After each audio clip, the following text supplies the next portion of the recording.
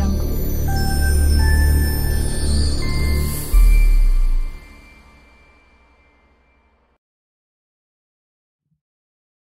नमस्ते प्रिय मित्रगण, संस्कृत वयोनुम चैनल पर आप सभी का हार्दिक स्वागत है। पूर्वोक्त वीडियो में अर्थ संग्रह प्रतिपादित भावना का विचार करने के बाद धर्म का लक्षण बताते हुए कहा गया था कि वेद प्रतिपाद्य प्रयोजनवदर्थो धर्म इति। लेकिन वेद किसे कहते हैं, यह जिज्ञासा हमारे मस्तिष्क में होती है। इसलिए अब वेद का लक्षण और उसके विभाग दर्शाते हैं। वीडियो शुरू करने से पहले मैं आप सभी से निवेदन करना चाहूंगा कि यदि आपको संस्कृत वयोनुम चैनल का कार्य अच्छा लग रहा है और ऐसे ही वीडियो प्राप्त करने के लिए वीडियो को चैनल को सब्सक्राइब करना न भूलें। तो चलिए आज हम वेद का लक्षण और उसके विभाग के बारे में जानते हैं। अतः को वेद इति चेत् अपौरुषेयम वाक्यम वेदः। अपौरुषेय वाक्य ही वेद है। यहाँ पर अपौरुषेय पद उपस्थापित यदि न करते तो पुरुष निर्मित सारे काव्य साहित्यादि वेद कोटि में प्रविष्ट हो जाते, और यदि वाक्य पद उपस्थापित न करके सिर्फ अपौरुषेयम वेदः कहा होता तो आत्मादि तत्व जो पुरुष निर्मित नहीं है वह भी वेद पद में प्रविष्ट हो जाते। इसलिए ऐसी अतिव्याप्ति न हो, इसीलिए संपूर्ण वाक्य कहा गया अपौरुषेयम वाक्यम वेदः। वेद का विभाजन मीमांसा दृष्टि से 5 विभागों में विभाजित किया गया है, जिसमें विधि, मंत्र, नामधेय, निषेध और अर्थवाद। जिसमें विधि का लक्षण है अज्ञात अर्थ ज्ञापको वेद भागो विधि। अज्ञात अर्थ का जो ज्ञापन, जो बोध कराए, उस वेद भाग को विधि कहते हैं। विधि वाक्य से जिस विषय का ज्ञान होता है उसका बोधक एकमात्र वेद वाक्य ही है। वेद के अलावा अन्य किसी भी प्रमाण से उसका ज्ञान नहीं हो सकता। इसी बात को स्पष्ट करते हुए अर्थ संग्रह में कहा गया है कि सच तादृश प्रयोजनवद अर्थ विधानेन अर्थवान यादृशं च अर्थम प्रमाणांतरेण अप्राप्तम विदत्ते। उदाहरण के लिए अग्निहोत्रम जुहुयात स्वर्ग काम। इस वाक्य में स्वर्ग प्राप्ति के इच्छुक व्यक्ति के लिए अग्निहोत्र का विधान किया गया है।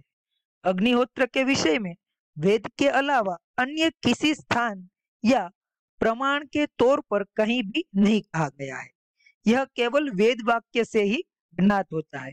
अग्निहोत्रम जुहुयात स्वर्ग काम, यह वेद वाक्य अज्ञात अर्थ होने के साथ ही स्वर्ग प्रयोजन युक्त भी है। इस प्रकार अज्ञात अर्थ के ज्ञापक होने की वजह से और प्रयोजन युक्त होने से अग्निहोत्रम जुहुयात स्वर्ग काम यह एक विधि वाक्य है। जैसे कि लक्षण में बताया गया अज्ञात अर्थ ज्ञापको वेद भागो विधि। इसी बात को स्पष्ट करते हुए मूल में लिखा है कि यथा अग्निहोत्रम जुहुयात स्वर्ग कामः इति विधि मानांतरेण अप्राप्तम स्वर्ग प्रयोजनवत् होमं विदत्ते। अग्निहोत्र होमेन स्वर्गम भावयेत् इति। वह विधि के 4 प्रकार है। उत्पत्ति विधि, विनियोग विधि, अधिकार विधि और प्रयोग विधि। उसमें कर्म के स्वरूप मात्र का बोध कराने वाली विधि को उत्पत्ति विधि कहते हैं। कर्म स्वरूप मात्र बोध को विधि ही उत्पत्ति विधि ही।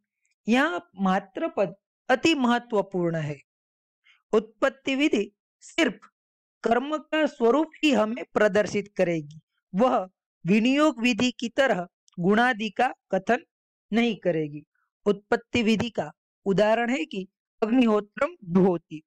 इस वाक्य से हमें केवल अग्निहोत्र नामक याग का सिर्फ ज्ञान होता है।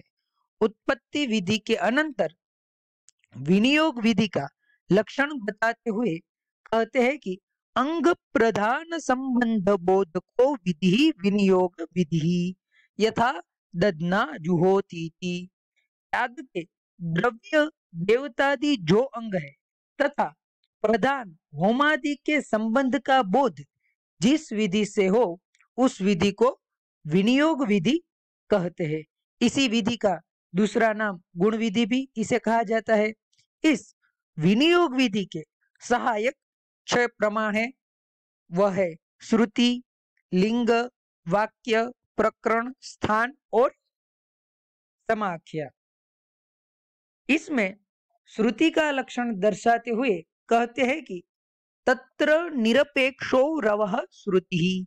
यहाँ पर प्रयुक्त श्रुति शब्द पारिभाषिक है।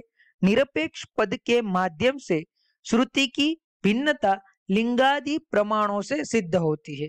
निरपेक्ष यानी जिसको किसी की अन्य की अपेक्षा नहीं है, अपेक्षा रहित निरपेक्ष।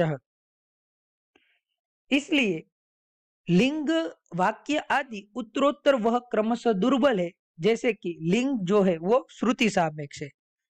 इस 6 प्रमाणों में श्रुति सबसे बलवान है, श्रुति से कम लिंग बलवान है, लिंग से कम वाक्य बलवान है, वाक्य से कम प्रकरण बलवान है। यानी उत्तरोत्तर इनकी दुर्बलता प्रख्यापित या कथित की गई है।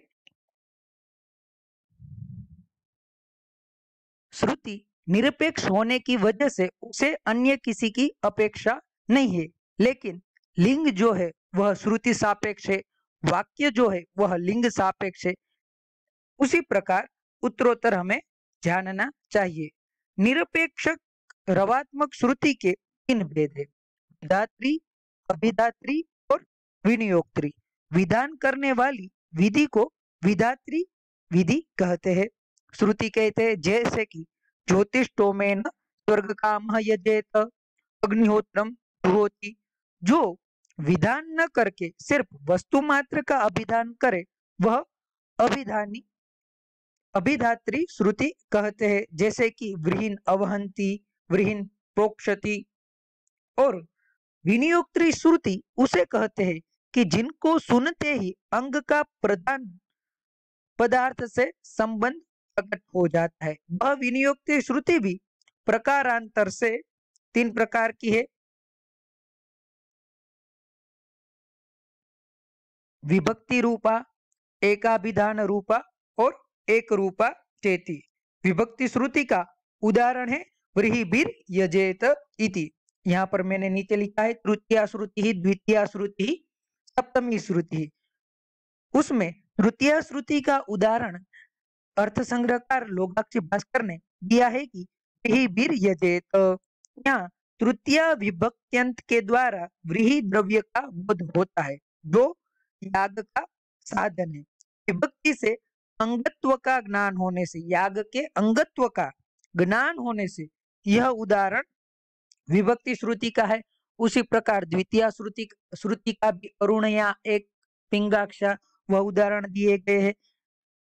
तृतीया, द्वितीया, सप्तमी आदि उदाहरण अर्थ संग्रह में प्रदत्त है। इस उदाहरण को परीक्षा की दृष्टि से हमें अवश्य याद रखना चाहिए। उसके बाद है एकाभिधान रूपा श्रुति। इस एकाभिधान रूपा श्रुति को समानाभिधान रूपा श्रुति भी कहते हैं। पशुना यजेत, यह श्रुति लिंगादि प्रमाण से प्रबल है, क्योंकि लिंगादि जो है वह सापेक्ष है और श्रुति जो है वह निरपेक्ष है। श्रुति के बारे में संक्षिप्त चर्चा करने के बाद दूसरा जो प्रमाण है विनियोग विधि के अंतर्गत वह है लिंग। लिंग का लक्षण बताते हुए कहते हैं कि शब्द सामर्थ्यम लिंगम। यहाँ पर प्रयुक्त सामर्थ्य शब्द पर हमें ध्यान देना है। सामर्थ्य जो शब्द है वह रूढ़ि का द्योतन करता है, बताया भी गया है। सामर्थ्यम सर्व शब्दानां लिंगम इत्यभिधीयते, ऐसी कारिका भी है लिंग के लिए। मुख्यार्थ की प्रतीति जिससे हो उसे ही मीमांसक लिंग कहते हैं।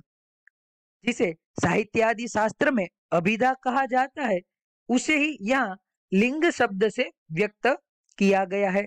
जो व्युत्पत्तिगत शब्द होगा, जिसे यौगिक शब्द भी हम व्याकरण की भाषा में कहते हैं, वह मीमांसा शास्त्र में आगे समाख्या शब्द से कहा जाएगा।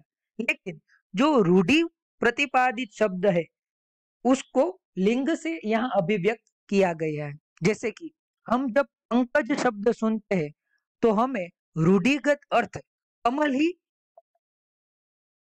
ज्ञात होता है। हम तब ऐसा चिंतन नहीं करते कि पंक से उत्पन्न यानी कीचड़ या कादव से उत्पन्न, ऐसा यदि यौगिक अर्थ करेंगे पंका पंकजातः पंकजः, ऐसा अर्थ जब हम करेंगे तब कादव से उत्पन्न कीचड़ से उत्पन्न सारी चीजें पंकज शब्द से व्यवहृत होगी।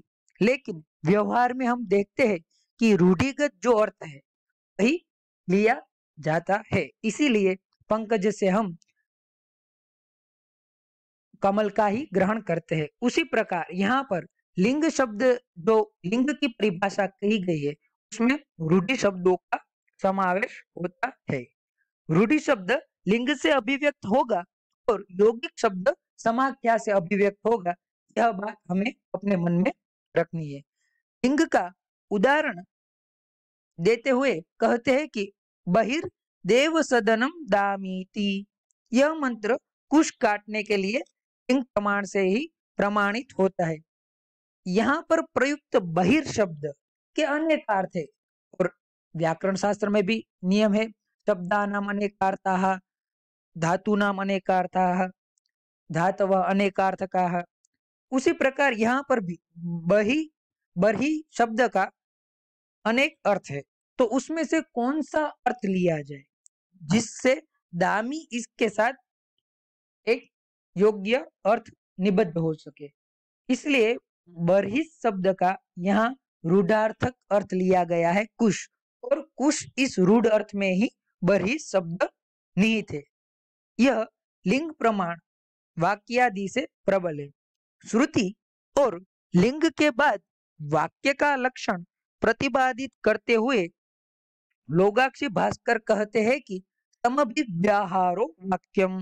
समभिव्याहार पद का अर्थ है सम अभि वि आंग उपसर्ग पूर्वक रुहरणे धातु, इसलिए सहोच्चारणम, चार चार उपसर्गों के बाद में रुई धातु का यहाँ पर निबंधन कहा गया किया गया है।